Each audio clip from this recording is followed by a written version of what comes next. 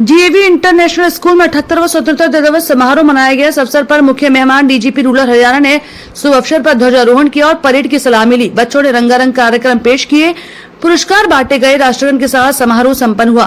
15 अगस्त एक ऐसा दिन है जो हमारे देश की स्वतंत्रता की गाथा को समर्पित है। मुख्य अतिथि शील माथुर आईपीएस और डीजीपी रूरल हरियाणा ने शुभ अवसर पर बोलते हुए कहा कि आज के दिन 1947 में हमें अंग्रेजों से आजादी मिली थी। स्वतंत्रता का यह सफर आसान नहीं था। हमारे वीर स्वतंत्रता सेनानियों ने इसके लिए बहुत संघर्ष किया और बलिदान दिया ताकि हमें स्वतंत्रता प्राप्त हो सके। भगत सिंह, सुभाष चंद्र बोस, चंद्रशेखर आजाद और अन्य कई स्वतंत्रता सेनानियों ने अपने जीवन को देश की सेवा में समर्पित कर दिया। उनके त्याग और संघर्ष के बिना हम आज यह स्वतंत्रता की हवा में सांस ले सकते हैं। 15 अगस्त हमें स्वतंत्रता की कीमत और जिम्मेदारी का एहसास कराता है। आज ही का दिन हमें एकजुटता, भाईचारे और देशभक्ति का संदेश देता है। हमें अपने समाज के हर वर्ग के साथ लेकर चलना होगा ताकि हम एक विकसित और सशक्त भारत का सपना साकार कर सके। हमारी जिम्मेदारी है कि हम अपने देश की संस्कृति और परंपराओं को संजोएं और उन्हें आगे बढ़ाएं। हमारे स्वतंत्रता सेनानियों ने हमें एक मजबूत नींव दी है। अब हमारी जिम्मेदारी है कि हम उस नींव को बेहतर और सशक्त राष्ट्र का निर्माण करें। स्वतंत्रता दिवस की सभी को ढेरों शुभकामनाएं। आइए इस दिन को यादगार बनाएं और अपने देश के प्रति जिम्मेदारियों को निभाने का भी संकल्प लें। देखो, पहले तो दो बड़े धन्यवाद। सबसे बड़ा धन्यवाद तो श्री शील माथुर जी का, कि शहर से मान जाते हैं। पिछले 3 इवेंट पिछले साल हमने 15 अगस्त इनके साथ मनाया, बीच में अभी तिरंगा दिवस इनके साथ मनाया और अब आज 15 अगस्त 78वीं सालगिरह देश मना रहा है।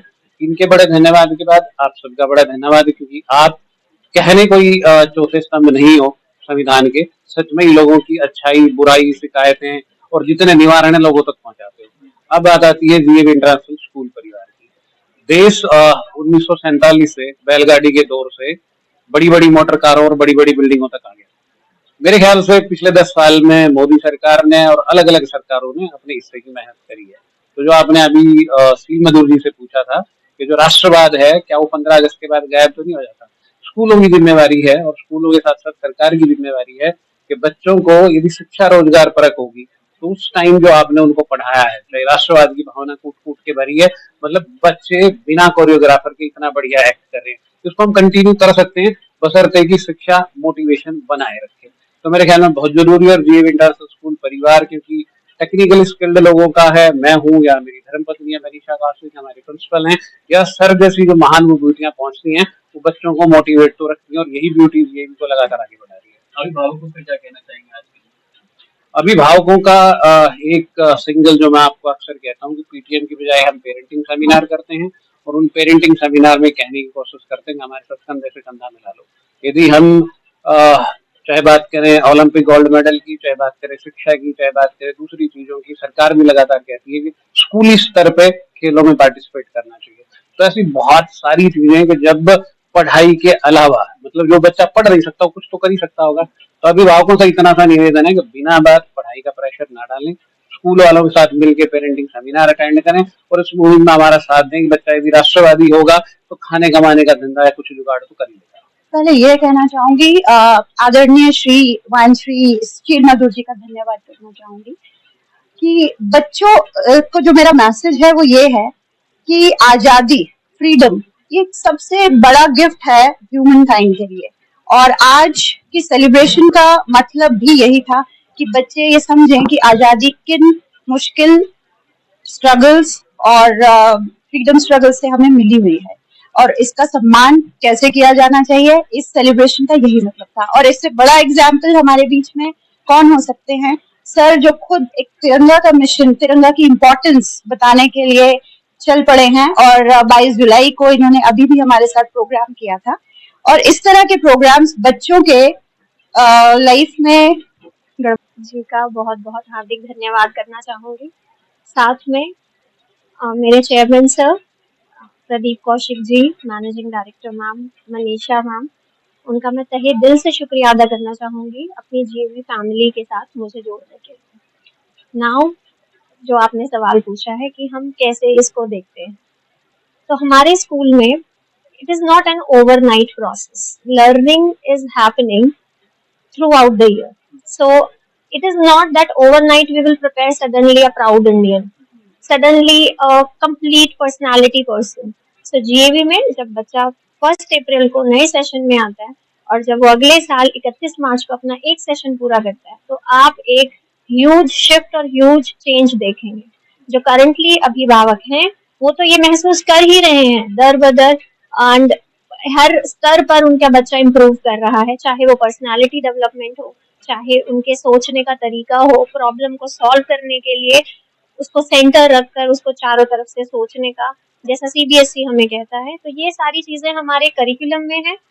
अभिभावकों को धीरे धीरे हम बताते रहते हैं क्योंकि हम यहाँ बच्चों के थ्रू उनको अप्रोच कर रहे हैं, वहां तक पहुंच रहे हैं। तो हमारी जो कड़ी है जुड़ने की अभिभावकों से वो बच्चे हैं, और अभिभावकों के साथ हम जुड़े हुए हैं उन बच्चों के थ्रू।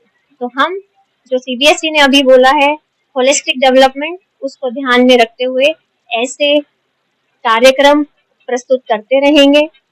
इनकी परफॉर्मेंसेस की फीडबैक हम पेरेंट्स को देते रहेंगे, और हम सब लोग एक स्तर पर आकर एक दिन जरूर बोलेंगे कि हम प्राउड इंडियन हैं और हम खुशहाल भारत हैं, क्योंकि हमने अपने फ्यूचर की नींव को अभी से ही मजबूत करना शुरू कर दिया।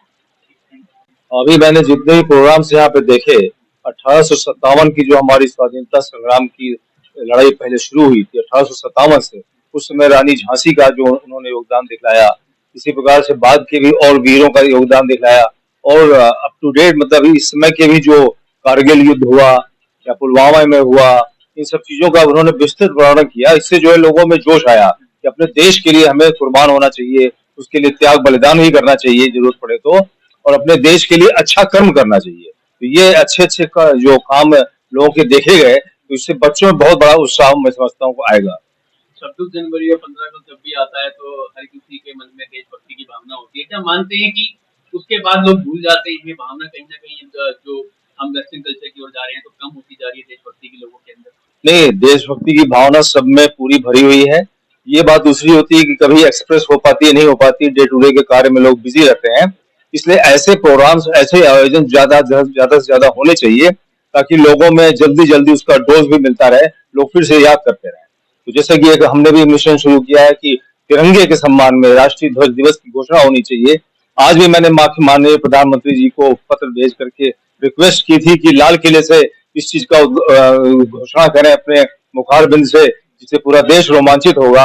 और जब ये 22 जुलाई का दिन जो है राष्ट्रीय ध्वज दिवस मनाएंगे तो वो एक और अवसर होगा ऐसे अवसरों को बढ़ाने में, ऐसी भावना को आगे बढ़ाने में। एक आखिरी सवाल ये है, स्कूलों की कितनी भूमिका मानते हैं बच्चों के अंदर देशभक्ति की भावना पैदा करने की? स्कूलों की बहुत ज्यादा भूमिका है। सबसे ज्यादा भूमिका मैं समझता हूँ कि जो बच्चों में बचपन में आ जाती है बातें, चाहे किसी भी प्रकार की हो, जो भी संस्कार आ जाएंगे वो उनको ताउम्र लेके जाएंगे। और मुझे बड़ी खुशी है कि बच्चों में बहुत जोश है इन सब चीजों को लेकर के। बस ये है कि उनको साथ में हमें ये भी सिखाना है कि कोई जरूरी नहीं कि सरहद पर ही सिर्फ देशभक्ति होती है। देशभक्ति और अच्छे कर्म की आपको हर एक को अपॉर्चुनिटी है, चाहे डॉक्टर बनिए चाहे कुछ बनिए।